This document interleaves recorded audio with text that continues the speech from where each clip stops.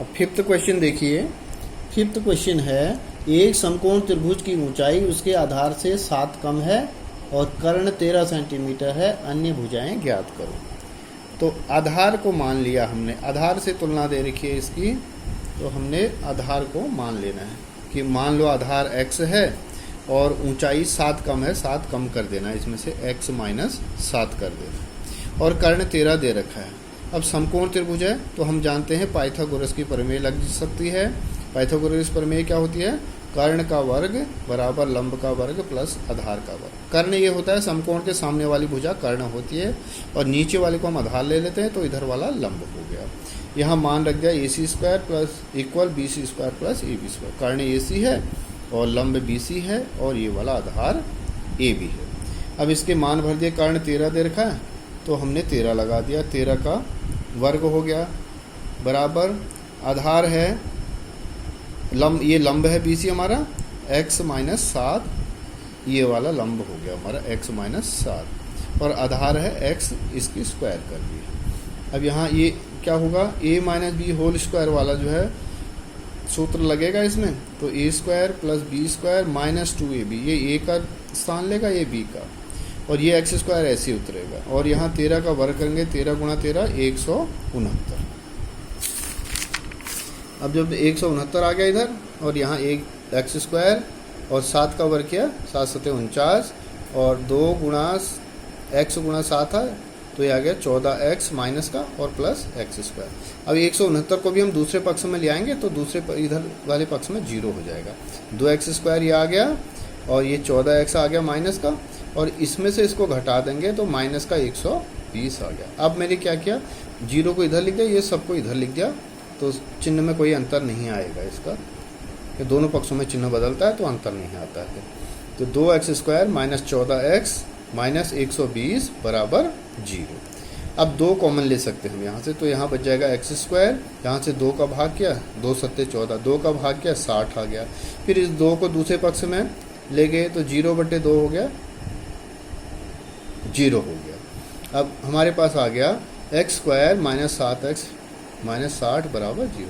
अब 60 के ऐसे गुणनखंड करने हैं कि उनको जोड़ घटाने में क्या आना चाहिए, 7 आना चाहिए। तो हमने कर दिया 12 पंजे 60, 12 में से जब 5 घटाएंगे तो 7 बचेगा, ऊपर वाले की तरह आ गया। तो 7 को बदल के हमने लिख दिया 12 माइनस 5, बाहर का x ऐसे आ। अब क्या करना है, ब्रैकेट हटानी है और बाहर से इसकी x की भी गुणा करते जानी है। तो चिन्ह बदलेंगे, माइनस था, माइनस 12x हो गया, और माइनस माइनस प्लस 5x हो गया, माइनस 60। x कॉमन ले लिया पहले 2 में से, x और स्क्वायर थी, एक बाहर आ गया, एक अंदर बच गया, और माइनस के 12, ये ब्रैकेट। यहाँ से 5 दोनों में कॉमन आ रहा है, यानी 5 का गुणज है ये, तो 5 इसमें से भी, इन दोनों में से बाहर ले लिया, प्लस है, अब कोई चिन्ह नहीं बदलेंगे, यहाँ x बचेगा, और 12 पंजे 60, यानी हमने 5 से भाग करते हैं तो 60 में, तो 12 बचता है। अब यदि दोनों ब्रैकेट में सही आ रहे हैं तो हमारा सवाल सही चल रहा है। अब x माइनस 12 एक में रख लेंगे, दूसरे में x प्लस 5 बराबर 0। अब क्या करेंगे, दोनों को क्रमशः 0 करेंगे, x माइनस 12 बराबर 0, x बराबर 12, दूसरे पक्ष में गया, चिन्ह बदल गया। यहाँ से x प्लस 5 बराबर 0, तो x बराबर माइनस 5, इसका भी चिन्ह बदला माइनस। अब x बराबर माइनस 5 हमने काट लिया, बराबर नहीं है, क्यों नहीं है भाई, भुजा की लंबाई है, और लंबाई जो है, दूरी जो है ऋणात्मक नहीं हो सकती, इसलिए हम उसको यहीं पर छोड़ देंगे। अब इसको प्रयोग करेंगे, x बराबर 12, और त्रिभुज का आधार हमने x माना था, तो त्रिभुज का आधार क्या हो गया, 12 आ गया था, x 12 सेंटीमीटर, और ऊंचाई आ गई इसकी 12 माइनस 7 बराबर 5 सेंटीमीटर। अब अगला प्रश्न देखिए, एक कुटीर उद्योग एक दिन में कुछ बर्तनों का निर्माण करता है। एक विशेष दिन यह देखा गया कि प्रत्येक नग की लागत रुपयों में उस दिन के निर्माण किए गए बर्तनों की संख्या के दुगने से तीन अधिक थी। यदि उस दिन कुल निर्माण लागत 90 रुपये थी तो निर्मित बर्तनों की संख्या और प्रत्येक नग की लागत बताइए। हम ये मान लेते हैं कि उस विशेष दिन में निर्मित बर्तनों की संख्या x बर्तन बनाए उस दिन में, एक दिन में, और प्रत्येक नग की लागत उसने कहा निर्माण के दुगने से 3 अधिक है, इसका दुगुना कर दिया 2x और प्लस में 3।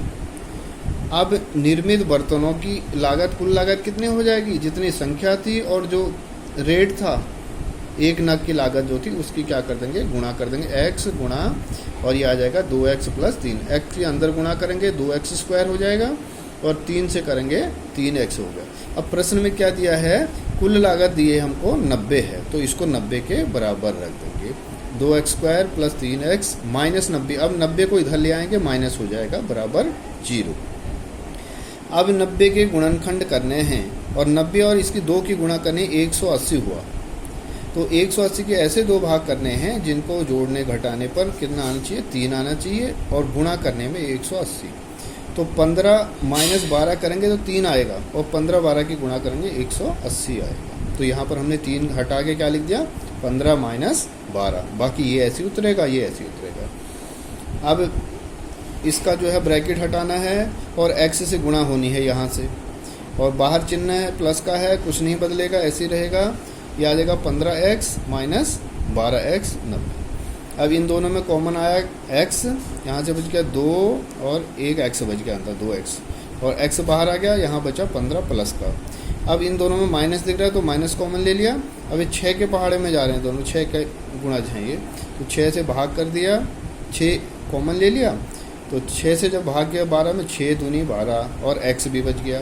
फिर माइनस दोनों के थे तो चिन्ह बदले, प्लस आ गया, और 6 से भाग गया इसमें 15 6 90 15 आ गया, यानी दोनों ब्रैकेट में फिर सेम आ गया, एक ब्रैकेट में डाल दिया इसको, और यहाँ से जो बचा है x माइनस 6 दूसरी ब्रैकेट में बराबर 0।